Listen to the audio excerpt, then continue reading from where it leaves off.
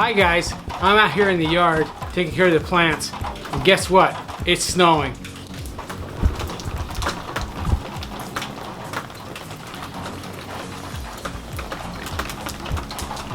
If any of you wonder, does it snow in Texas?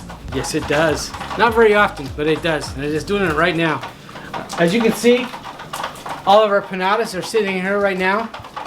Not all of them, but some of our pinatas are just taking it easy in the cool air instead of in the house. And so we watch them very closely to make sure it doesn't get too cold.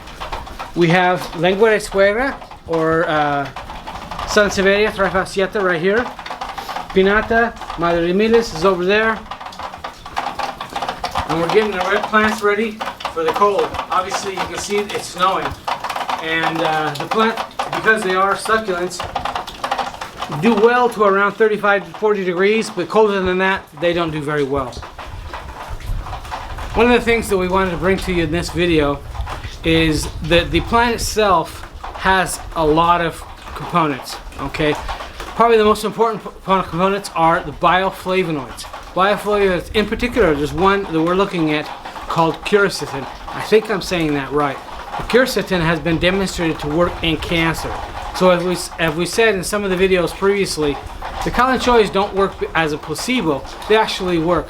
Chemically, we can demonstrate through trials and studies that they work in mice, other animals, as well as in humans.